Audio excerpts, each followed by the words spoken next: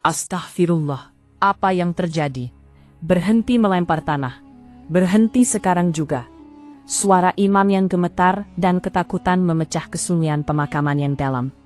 Jenazah Mbah Darmi, wanita tua yang dianggap paling saleh, paling dihormati, dan paling berbudi luhur di desa itu, telah dibawa. Itu adalah Mbah Darmi yang tidak pernah seorang pun melihat noda sekecil apapun pada pakaian putih dan selendangnya.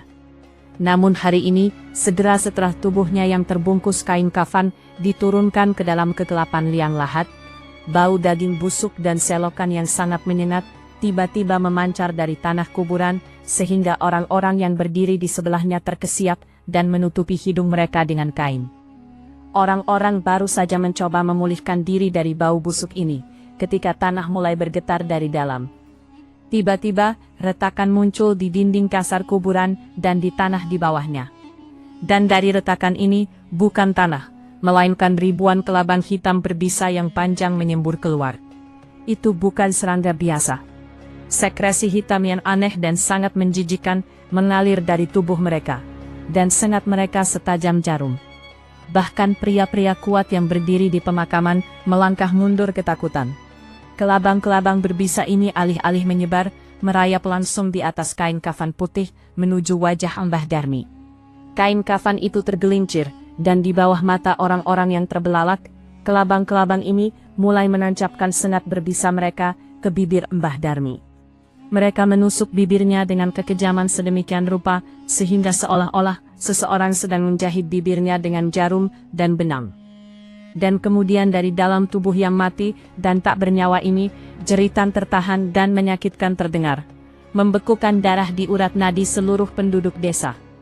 Lalu apa dosa wanita ini yang tampaknya telah menghabiskan seluruh hidupnya di atas sajadah? Mengapa tanah kuburan menolaknya?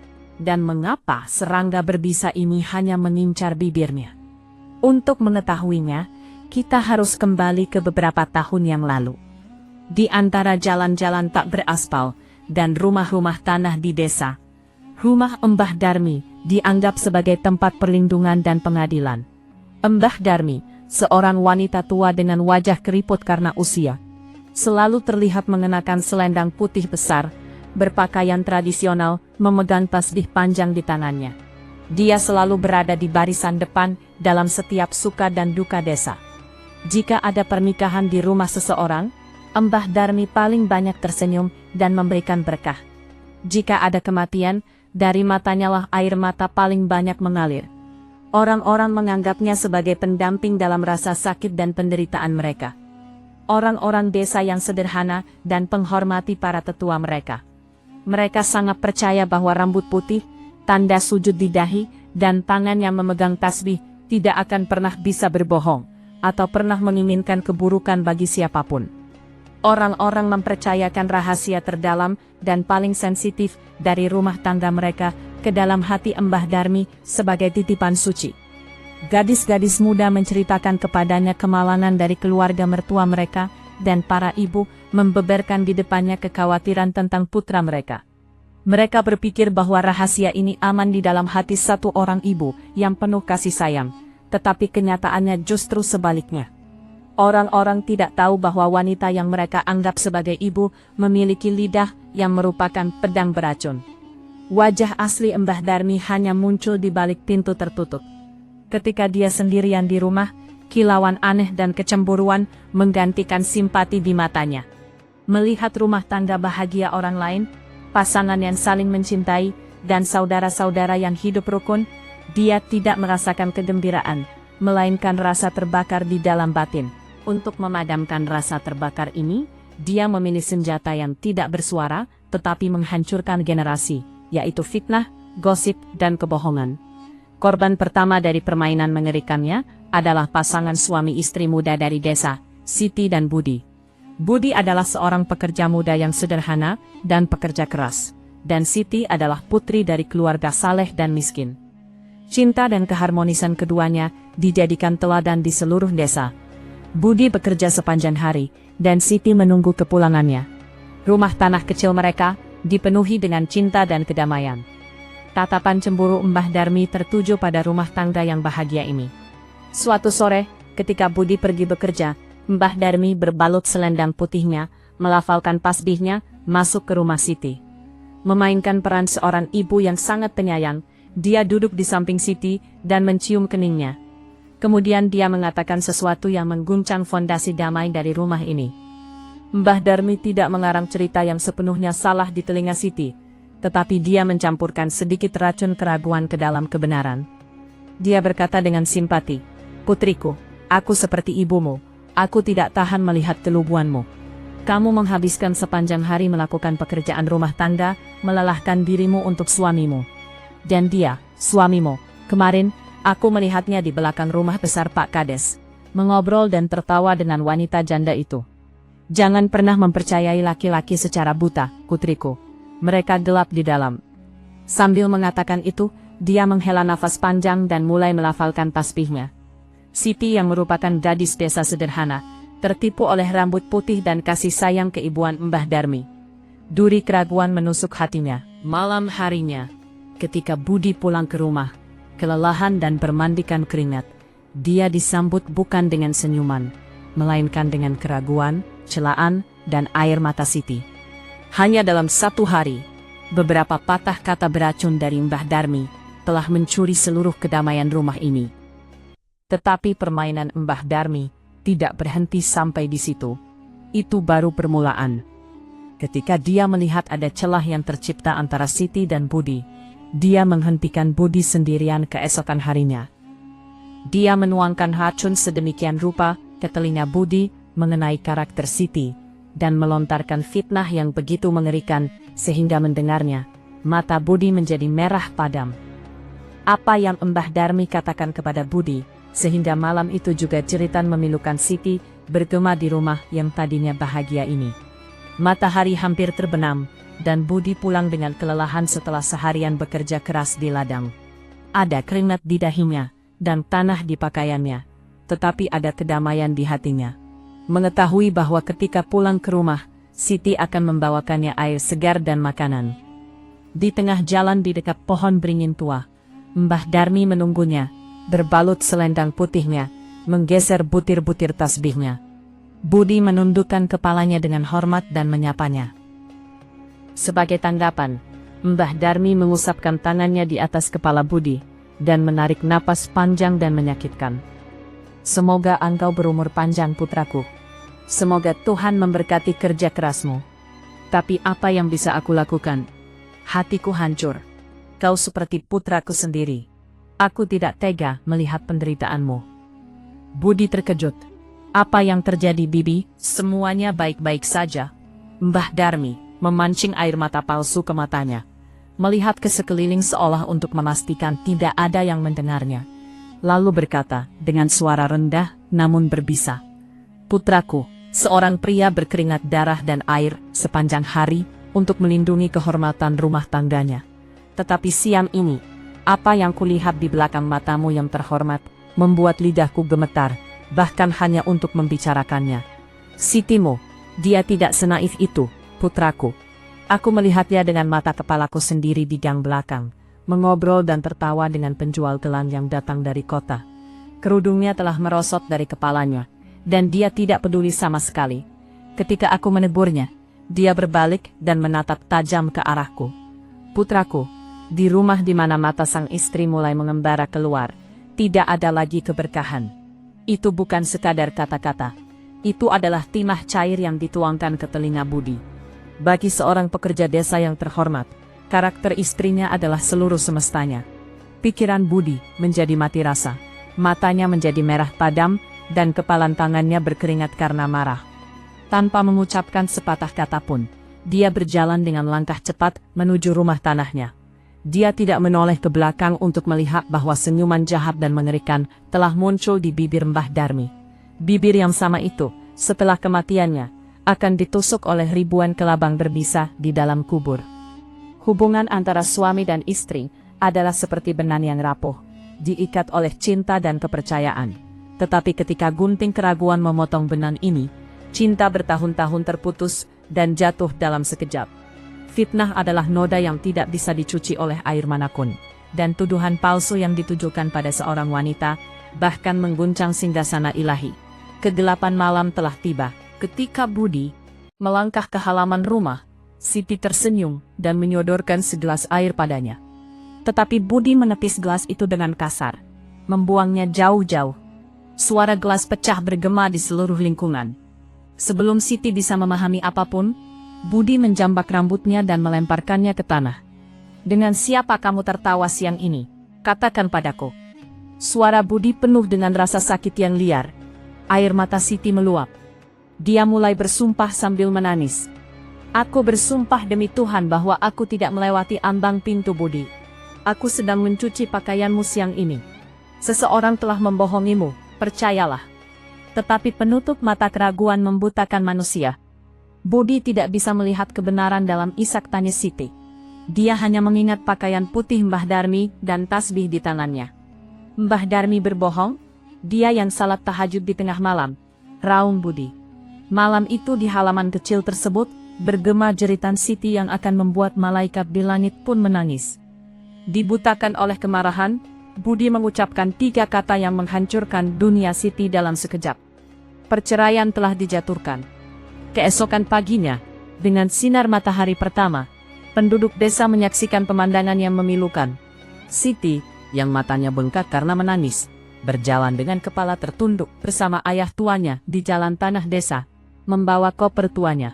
Ayahnya, yang telah menikahkan putrinya dengan penuh kebanggaan, pergi hari ini, memungut kehormatannya di bawah bayang-bayang celaan lingkungan. Dan di tengah semua itu, Mbah Darmi berdiri di barisan depan. Dia memancarkan ekspresi kesedihan yang mendalam di wajahnya, dan meletakkan tangannya di bahu Budi, memberikan penghiburan palsu. "Apa yang Tuhan lakukan adalah yang terbaik, putraku. Untung kau menemukan perbuatan kelam ini tepat pada waktunya. Tuhan akan memberimu istri yang lebih baik dan lebih saleh darinya." Wanita-wanita lain di lingkungan itu, melihat belas kasih Mbah Darmi, menjadi semakin yakin padanya. Tidak ada yang tahu bahwa wanita berselendang putih ini, jugalah yang telah membakar rumah tangga yang dulunya bahagia ini. Kehancuran Siti hanyalah permulaan bagi Mbah Darmi. Kelegaan yang ditemukan oleh api di dalam dirinya saat melihat penderitaan orang lain, kini telah menjadi candu. Kini, matanya tertuju pada rumah tangga sejahtera lainnya di desa. Itu adalah rumah 2 saudara sedarah, Agus dan Andi. Kasih sayang di antara kedua saudara itu terkenal di seluruh desa. Tanah mereka disatukan, mereka bertani bersama dan tidak ada tembok di antara rumah mereka. Agus adalah anak sulung, tetapi dia tidak memiliki anak. Sedangkan adik laki-lakinya Andi adalah ayah dari 3 putra. Istri Agus, Ratna, membesarkan anak-anak saudara iparnya seperti anak-anaknya sendiri. Tidak pernah ada suara keras terdengar di rumah mereka. Mbah Darmi tahu bahwa untuk membuat para pria berkelahi, dia harus menyerang istri mereka. Suatu hari ketika Andi sedang berada di ladang, Mbah Darmi pergi menemui Ratna. Dia menghapus air mata Ratna dengan penuh simpati, kemudian menabur benih yang begitu beracun, sehingga mengubah ikatan darah menjadi air. Mbah Darmi mencondongkan tubuh ke telinga Ratna, dan mengatakan sesuatu padanya, yang membuat Ratna, yang memuja anak-anak iparnya sampai pada titik bersedia mengorbankan nyawanya untuk mereka, tiba-tiba berubah menjadi batu. Di dalam hatinya lahir kebencian dan ketakutan sedemikian rupa, yang hasil akhirnya hanya bisa berupa pertumpahan darah. Kebohongan mengerikan apa tentang anak-anak dan tanah?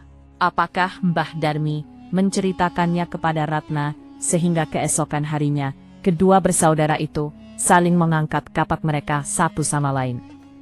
Dan bagaimana kebohongan ini memerahkan tanah desa dengan darah? Tanah desa yang dulunya dibuat subur oleh keringat para petani, hari ini akan memerah oleh darah saudara-saudara.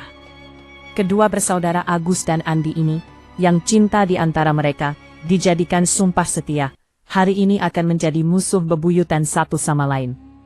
Dan semua ini adalah hasil karya lidah beracun dari wanita tua ini, yang memegang tasbih di tangannya, dan singgasana setan di dalam hatinya. Ribuan kelabang berbisa yang menembus bibir Mbah Darmi di pemakaman hari ini pada kenyataannya adalah benang-benang putus dari hubungan ini, yang telah dia potong dengan fitnah dan gosipnya. Bagaimana semua ini terjadi? Racun apa yang telah Mbah Darmi tuangkan ke telinga Ratna, istri Agus? Bagi seorang wanita, keinginan untuk menjadi ibu adalah kelemahan terbesar di dunia. Ketika halaman rumah kosong tanpa anak, seseorang mulai mempercayai setiap ilusi, setiap perkataan. Ratna adalah seorang wanita berhati besar, namun pelukannya kosong. Dia membesarkan ketiga putra adik iparnya Andi, seperti seorang ibu sejati. Namun di dalam batin, rasa sakit terus bertahan di dadanya. Pemangsa seperti Mbak Darmi mencari tepat pada rasa sakit ini. Mereka tahu batu bata mana yang rapuh di dinding hubungan yang paling kokoh, di mana air keraguan dapat meresap. Suatu sore, saat para pria sedang berada di ladang, dan istri Andi sedang pergi ke lingkungan tetangga untuk suatu keperluan, Mbah Darmi datang menemui Ratna, terselubung dalam selendang putihnya. Di wajahnya terdapat simpati tua yang sama, dan kemunafikan dari nadanya yang lembut. "Ratna putriku, kau sama lugunya dengan seekor sapi," kata Mbah Darmi, sambil membelai kepala Ratna dengan desahan panjang dan dalam. "Kau membesarkan anak-anaknya seperti darah dagingmu sendiri. Dan di sana, saudara iparmu, astagfirullah, biarlah lidahku terbakar jika aku berbohong." Baskom untuk menguleni adonan tergelincir dari tangan Ratna. Jantungnya mulai berdebar kencang. "Apa yang terjadi, Bibi? Apa yang dikatakan saudari iparku?"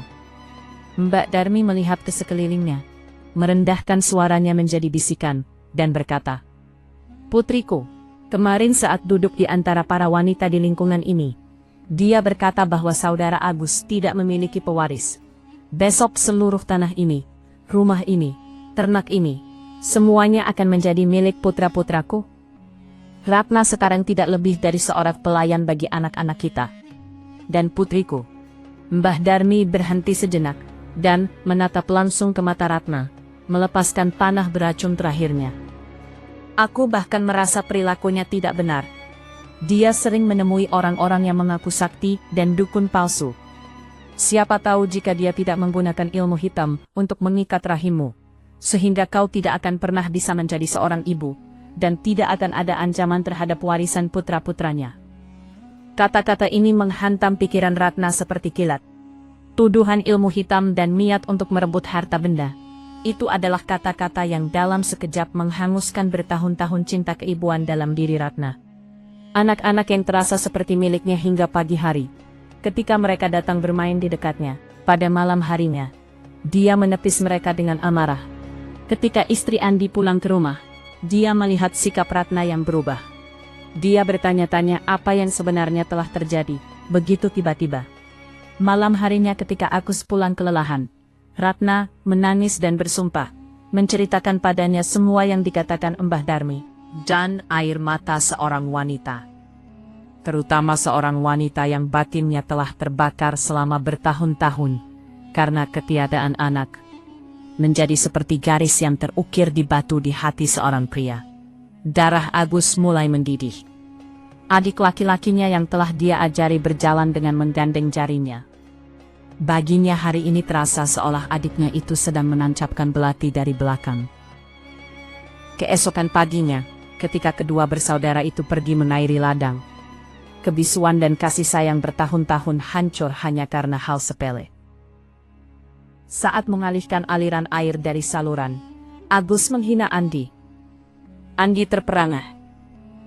"Kakak, kau menghinaku, padahal aku adalah tangan kananmu. Niatmu tertuju pada tanahku dan harta bendaku. Kau menyuruh orang melakukan sihir pada istriku yang tak punya anak, agar kelak semuanya menjadi milikmu. Ular yang bersembunyi dalam selimut," raung Agus. Perselisihan itu membesar sedemikian rupa, sehingga api kemarahan yang buta tersulut di kedua belah pihak. Tangan-tangan yang hingga kemarin saling menopang satu sama lain, hari ini telah mengangkat kapak, dan kemudian percikan darah merah beterbangan di atas hijaunya ladang.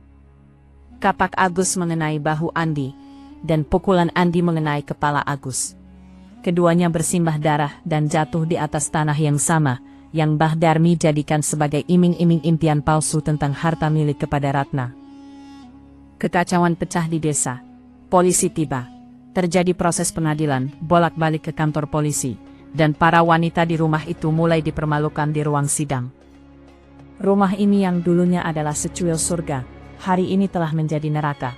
Dua keluarga bahagia telah hancur lebur, dan di tengah semua itu, Mbah Darmi menyaksikan seluruh tontonan ini dari atap rumah tanahnya.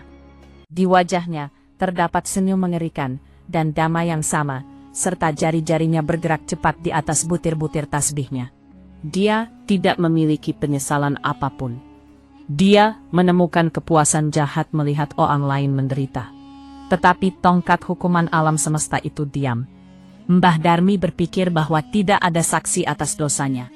Bahwa dia tetaplah seorang wanita saleh dan berbudi luhur di mata semua orang. Namun dia lupa bahwa bumi melihat semuanya, dan para malaikat mencatat setiap kata beracun itu di dalam buku amalannya. Bahkan setelah menghancurkan dua rumah tangga, rasa haus Mbah Darmi tidak padam. Dia melakukan kesalahan yang pada akhirnya meletakkan dasar bagi akhir hidupnya yang mengerikan dan mengungkapkan rahasia kelamnya ke seluruh desa. Kali ini, dia tidak menargetkan orang biasa, melainkan imam tua masjid desa, yang doa-doanya dikabulkan dan yang wajahnya memancarkan cahaya sujud. Konspirasi keji apa? Apa yang telah direncanakan Mbah Darmi terhadap imam? Dan bagaimana kutukan sang imam membuat kehidupan Mbah Darmi lebih buruk dari kematian? Itu adalah malam di mana tanah dari rumah Mbah Darmi sendiri akan menutup dirinya. Hari ini di pintu masjid tanah di desa, berdiri kerumunan yang matanya dipenuhi dengan kemarahan buta dan kebencian alih-alih rasa hormat. Imam tua, Ustadz Hasan, yang telah membisikkan azan di telinga setiap anak di desa ini selama 30 tahun terakhir, hari ini keluar dari masjid. Kepalanya tertunduk dan bertelanjang kaki. Jenggot putihnya basah oleh air mata, dan di tangannya yang gemetar, dia hanya memegang sebuah salinan tua Al-Quran dan bungkusan kecil pakaian. Tidak seorang pun di kerumunan itu menghiburnya. Sebaliknya, mereka mengejeknya. Teriakan orang munafik, penyihir bergema dari segala penjuru. Dan di belakang mereka semua, berdiri di kerumunan para wanita. Mbah Darmi, menyembunyikan wajahnya di balik kerudung kesedihan, secara batin merayakan kemenangan yang jahat. Di bibirnya tergambar senyuman berbisa. Bibir yang sama, yang segera akan ditembus oleh ribuan kelabang, dengan sengat mereka, di dalam kegelapan liang lahat. Bagaimana semua ini terjadi begitu tiba-tiba? Mengapa penduduk desa mengusir imam tua berwajah berseri ini, yang orang-orang anggap sebagai wali Allah, menganggapnya sebagai pencuri dan penyihir? Itu adalah pukulan terakhir dan paling mengerikan dalam hidup Mbah Darmi. Pukulan yang membuat malaikat di langit pun gemetar dan mempersiapkan kuburannya sendiri. Ceritanya adalah ketika rumah tangga Agus dan Andi hancur. Ketakutan dan kegelisahan menyebar ke seluruh desa. Pada hari Jumat itu, Ustadz Hasan berdiri di mimbar, menyampaikan khotbah yang membakar dada Mbah Darmi. Ada kepedihan dan keagungan yang aneh dalam suara sang imam. Wahai manusia, ingatlah, membuat tuduhan palsu terhadap seseorang dan menciptakan jurang pemisah di antara ikatan darah adalah dosa yang bahkan Allah tidak akan mengampuninya sebelum orang yang dirugikan memaafkan. Pria atau wanita yang menghancurkan rumah tangga yang bahagia melalui gosip dan fitnah dikutuk oleh 70.000 malaikat dari surga. Dia akan dihinakan di dunia ini, dan di alam kuburnya, dia harus menghadapi hukuman dari lidahnya dan bibirnya sendiri. Sebab lidah ini memberikan luka yang lebih dalam daripada sebilah pedang. Duduk di barisan para wanita, Mbah Darmi merasa setiap kata dari sang imam menghantamnya secara langsung. Alih-alih membangkitkan hati nuraninya yang hitam, kesombongannya justru terbangun. Dirinya, yang seluruh desa anggap saleh, bagaimana dia bisa menahan seseorang berbicara tentang membuka dosa-dosanya di depan umum dengan cara ini? Dia merasa bahwa sang imam mengetahui kenyataannya. Bukannya bertobat, dia memutuskan pada detik itu juga bahwa orang tua ini tidak akan lagi duduk di mimbar ini. Lidahnya yang berbisa kini telah menemukan sasaran baru, yang paling suci. Di sebelah masjid, ada sebuah ruangan kecil tempat beberapa anak yatim perempuan datang untuk belajar Al-Quran. Penduduk desa menitipkan perbekalan dan sumbangan kepada imam untuk anak-anak perempuan ini. Dan sang imam sendiri makan roti krim dan menghabiskan seluruh uang ini untuk mereka. Mbah Darmi mulai menenun jaring beracunnya. Dia langsung pergi ke rumah besar kepala desa, Pak Kades Wiryo. dan duduk di dekat istrinya, Bu Kades. Dia memulai drama air matanya. Bu Kades, dia berkata, aku telah kehilangan tidur nyenyak di malam hari. Piring tempat kita makan sedang dilubangi. Orang yang kita anggap sebagai manusia utusan Tuhan, melahap hak anak yatim, kata Mbah Darmi, seraya menyeka air matanya. Bu Kades terkejut. Apa yang kau ceritakan, Mbah Darmi? Tuduhan yang demikian kepada imam. Mbah Darmi melihat ke sekeliling, semakin merendahkan suaranya menjadi bisikan dan berkata, Astaghfirullah, biarlah lidahku terpotong jika aku berbohong. Aku melihatnya dengan mata kepalaku sendiri semalam pada saat tahajud.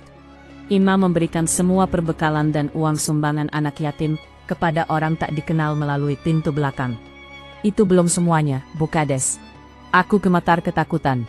Aku juga melihatnya mengubur jimat hitam di bawah selubung malam di tanah pemakaman lama. Dengan ilmu hitamnya, ia telah menutupi pikiran seluruh penduduk desa, agar tidak ada yang menuntut pertanggungjawaban atas dosa-dosanya.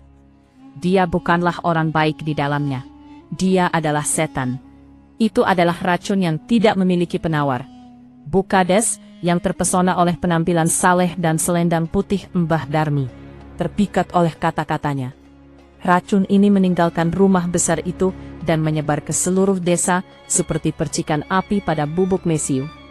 Tidak seorang pun menyelidiki. Tidak ada yang melihat 30 tahun sujudnya, maupun kesederhanaan imam tua ini.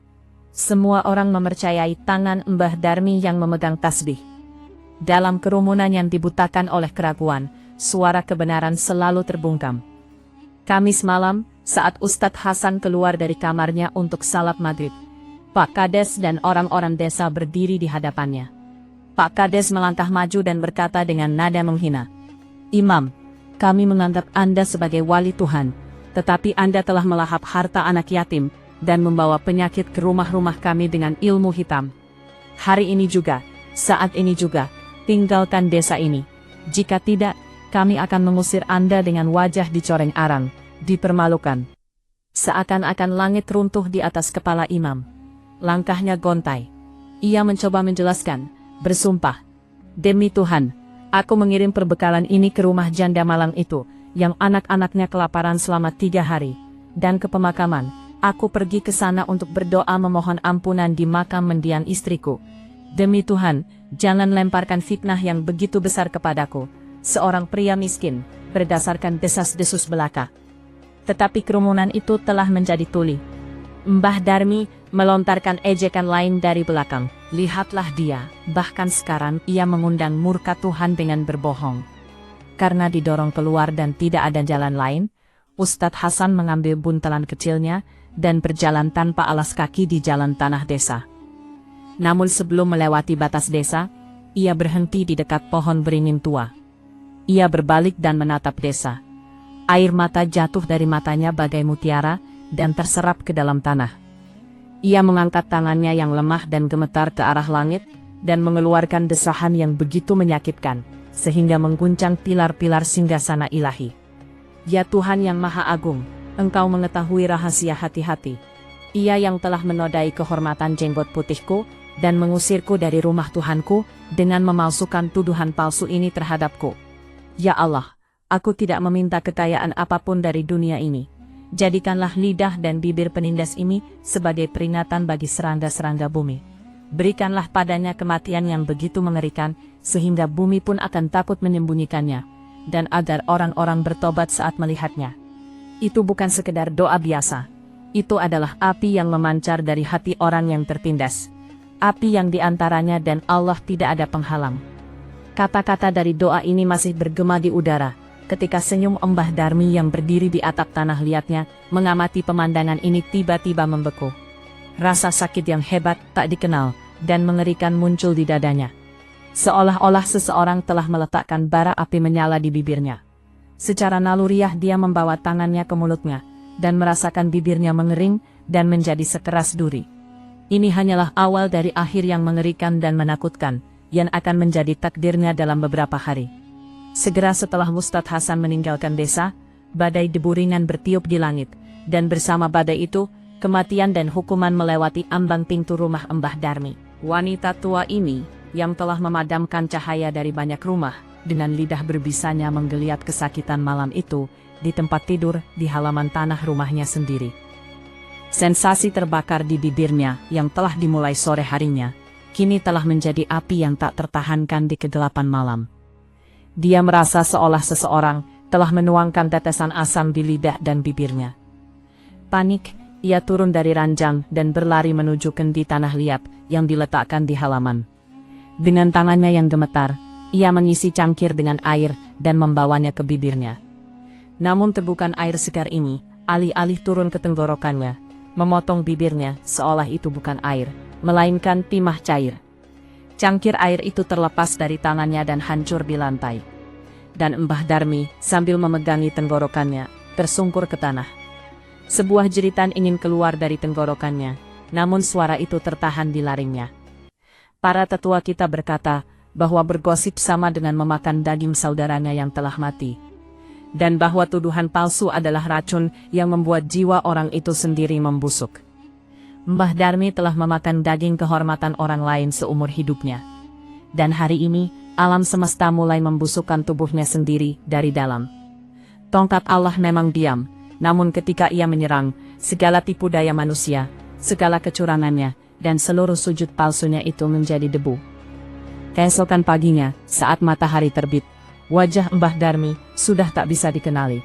Bibirnya yang dengannya dia telah memfitnah Siti, menuangkan racun ke telinga Ratna, dan menodai kehormatan Ustadz Hasan, kini membengkak dan menghitam. Luka dalam terbentuk di bibirnya, saat mengeluarkan cairan hitam dan berbau menjijikkan. Tetapi hal yang paling mengerikan adalah bau busuk yang memancar dari mulutnya. Itu bukan bau tak sedap yang biasa. Itu adalah bau busuk yang persis sama dengan bau yang memancar dari mayat yang telah mati selama beberapa hari, atau dari selokan terbuka. Para wanita di lingkungan itu yang duduk setiap hari dengan Mbah Darmi, untuk mendengarkan cacat celah orang lain, mundur seketika dari pintu ketika mereka datang untuk menanyakan kesehatannya, menutupi hidung mereka dengan kain. Ya Tuhan, bau busuk apa ini di rumah Nenek Darmi? Mustahil untuk bernapas di dalam, seru seorang wanita dengan panik, sebelum berbalik arah tanpa masuk. Wanita yang hingga kemarin dianggap sebagai orang yang paling dihormati dan paling saleh di lingkungan itu, hari ini melihat tetangganya sendiri ragu untuk mendekati tempat tidurnya.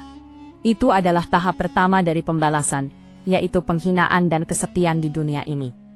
Pada hari ketiga, keadaan Mbah Darmi telah memburuk sedemikian rupa sehingga bernapas pun menjadi sulit baginya.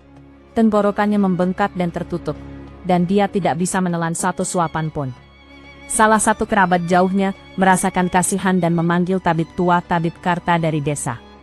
Tabib Karta, yang hidupnya dihabiskan untuk memeriksa denyut nadi di desa ini, merasa pusing karena gelombang bau busuk tersebut saat ia berdiri di samping tempat tidur Mbah Darmi.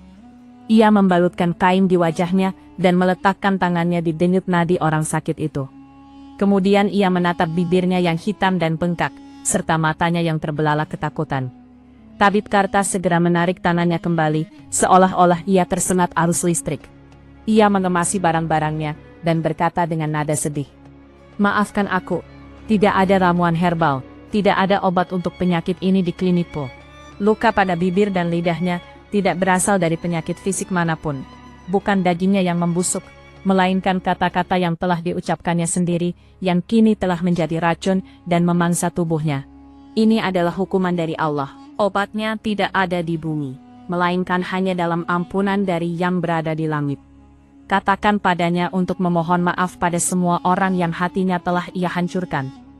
Mendengar hal itu, Tabib Karta pergi, dan Mbah Darmi terjatuh ke dalam jurang gelap kesepian dan kesakitan dari mana mustahil untuk kembali. Begitu bayang-bayang malam menebal, siksaan psikologis pun dimulai. Dalam tingginya intensitas demam dan rasa sakit, ia mulai melihat wajah-wajah di sudut-sudut gelap ruangan tanah liatnya. Ia melihat Siti berdiri menangis, yang rumah tangganya telah ia hancurkan. Ia melihat wajah Agus dan Andi yang berlumuran darah, yang dikorbankan karena salah satu kebohongannya. Dan kemudian ia melihat wajah bercahaya dari Ustadz Hasan, yang tangannya yang gemetar dan terangkat berdoa menentangnya. Mbah Darmi ingin berteriak. Ia ingin berkata, maafkan aku telah berbohong, aku seorang pendosa. Ia ingin mengakui dosa-dosanya, tetapi alam semesta telah mengunci lidahnya dengan gembok. Bibirnya telah menyatu dan lidahnya membengkak menjadi seperti batu. Ia tercekik di bawah beban kebohongannya sendiri. Pada malam keempat, badai angin bertiup kencang mengguncang pohon-pohon di desa. Di dalam kebisingan ini, suara tertahan, menakutkan, dan menyakitkan muncul dari ruangan tanah liat Mbah Darmi. Tubuhnya menjadi kaku di atas ranjang, matanya terbuka lebar ketakutan, dan seutas darah mengalir dari bibirnya yang hitam dan membengkak. Ia menghembuskan napas terakhirnya, dan meninggalkan dunia ini. Kematian di mana ia tidak memiliki kesempatan untuk mengucapkan kalimat syahadat, tidak menerima belas kasih, dan tidak sempat untuk bertaubat. Keesokan paginya, ketika para wanita dari lingkungan datang untuk memandikan jenazahnya, bau busuk di ruangan itu begitu menyengat, sehingga mereka hampir tidak menuangkan air, dan dengan cepat membungkusnya dalam kain kafan. Semua orang terburu-buru untuk mengeluarkan tubuh ini dari rumah, dan mengembalikannya ke tanah. Orang-orang dengan cepat mengangkat keranda, dan menuju ke pemakaman. Mereka tidak tahu bahwa hukuman yang paling nyata dan paling mengerikan masih menunggunya di bawah tanah. Keempat bahu yang memikul keranda pemakaman Mbah Darmi terasa berat. Langkah kaki pria-pria itu cepat. Mereka tidak berlari untuk mendapatkan pahala dari Tuhan, melainkan untuk melarikan diri dari bau busuk sampar dan bau tengik yang menguar dari kain kafan itu sendiri.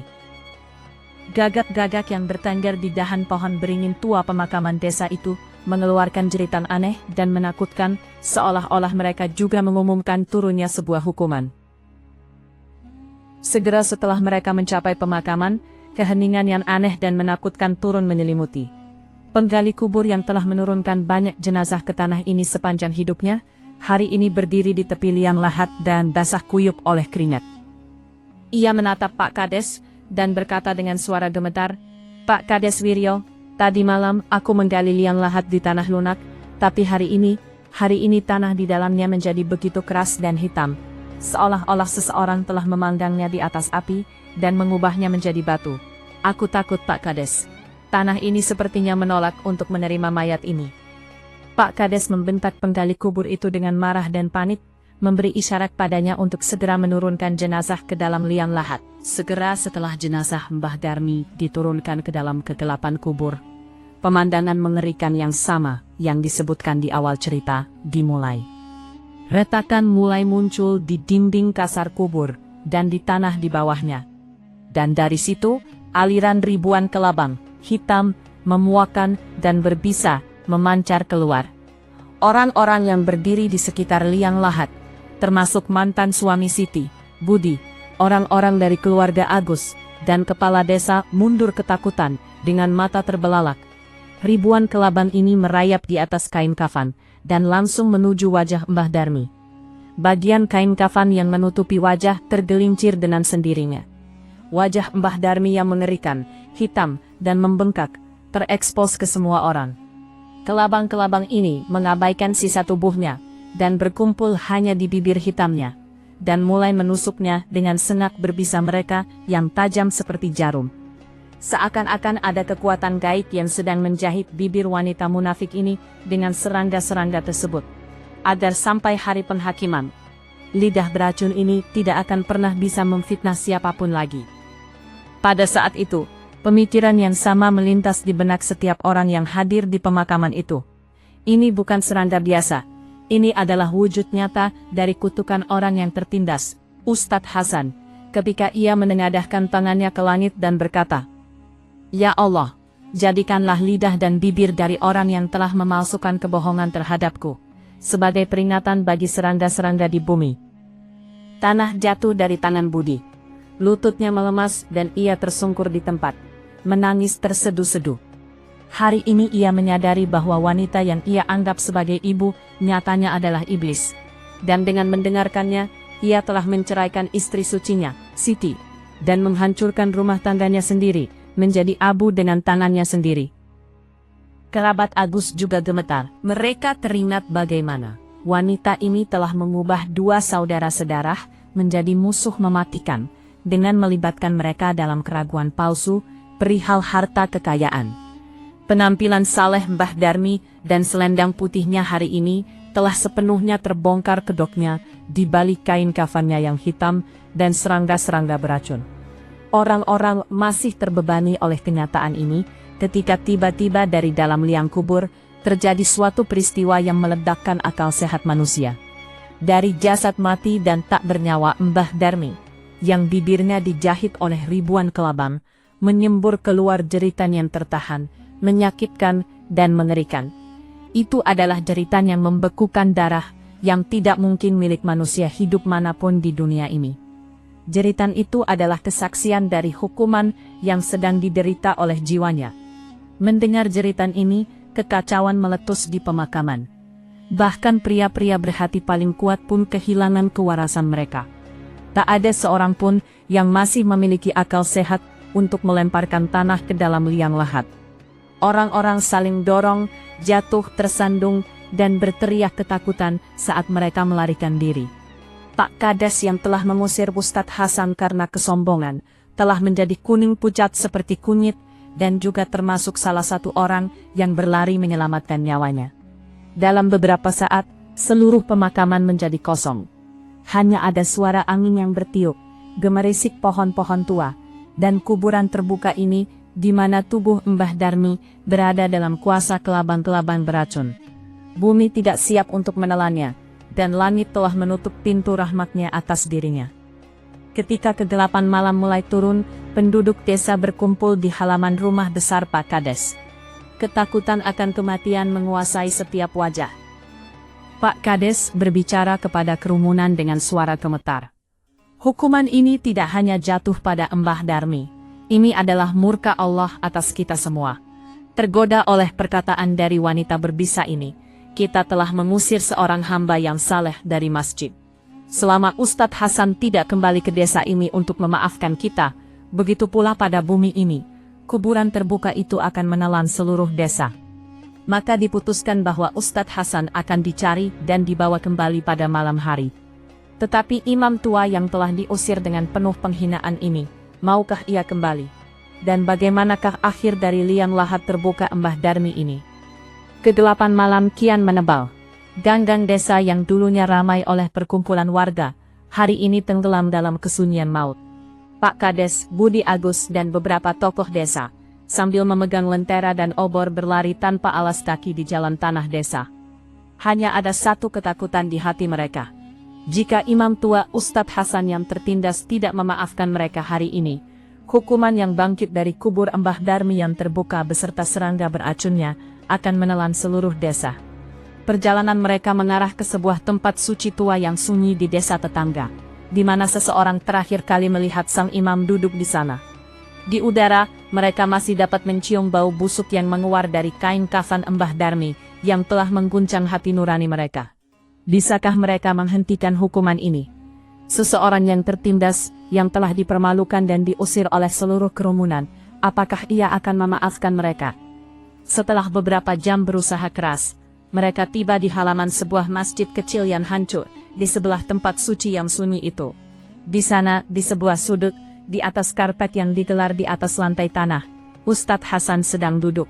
Di depannya terbuka salinan tua Al-Quran yang sama, dan jenggot putihnya basah oleh air mata. Di wajahnya masih terdapat cahaya yang sama, tetapi tubuhnya kelelahan karena penat. Pak Kades melangkah maju, melepaskan ikat kepalanya, dan sambil menangis meletakkannya di kaki imam. Di belakangnya, Budi dan Agus juga menjatuhkan diri ke tanah, dan mulai menangis terseduh-seduh dengan cucuran air mata. Maafkan kami Pak Ustadz, kami buta.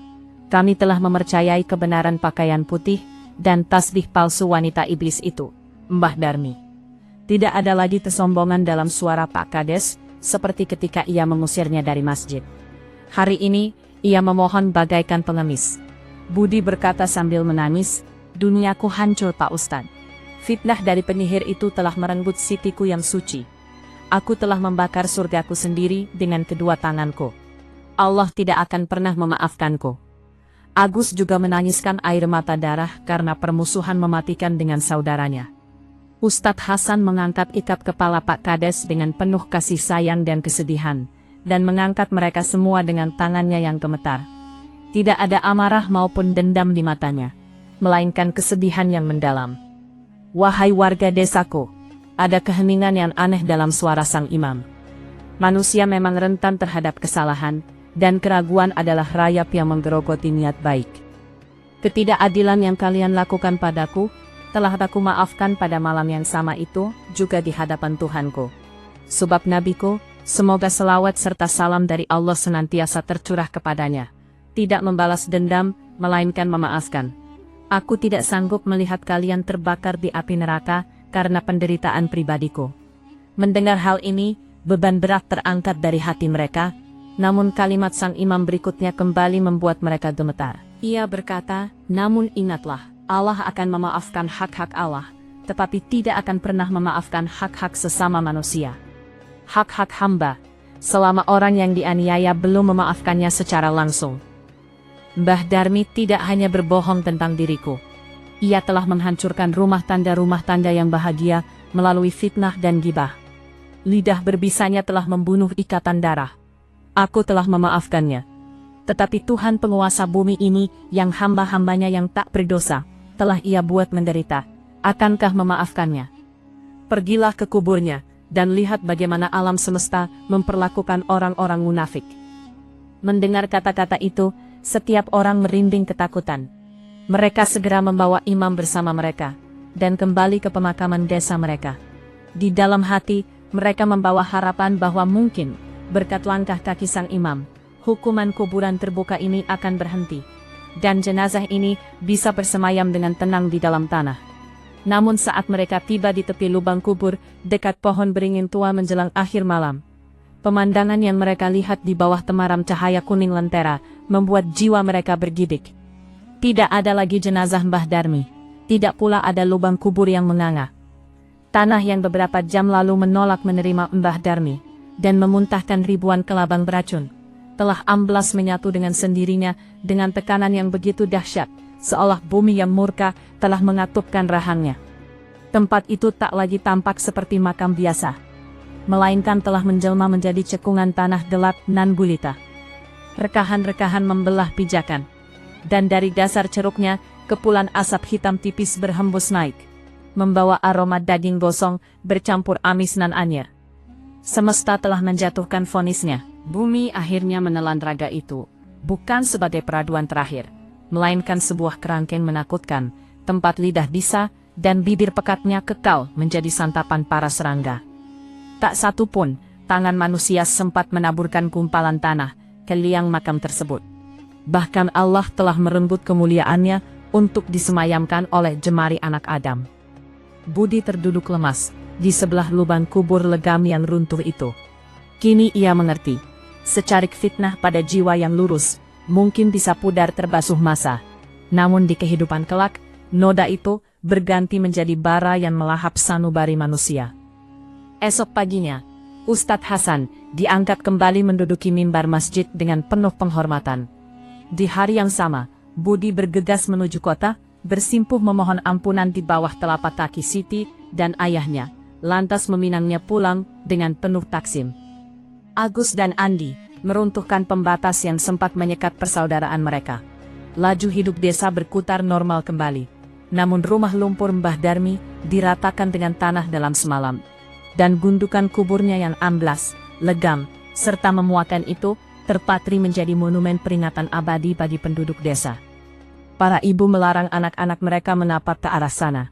Dan setiap kali seorang warga mulai menggunjingkan nestapa orang lain, atau bibit-bibit fitnah mulai menyeruak, kengerian hembusan napas terakhir Mbah Darmi, bibir arangnya, serta laskar kelabang beracun dari dalam kuburnya, segera menghentikan lisan mereka. Sebab mereka telah sadar, tak peduli seputih apapun balutan kain suci, tak peduli sepanjang apa butiran tasbih, apabila lisan memercikan racun, dan kalbu mengerami dengki, maka bumi akan menarik raga mereka ke dalam pelukannya, hanya semata-mata untuk mengazab.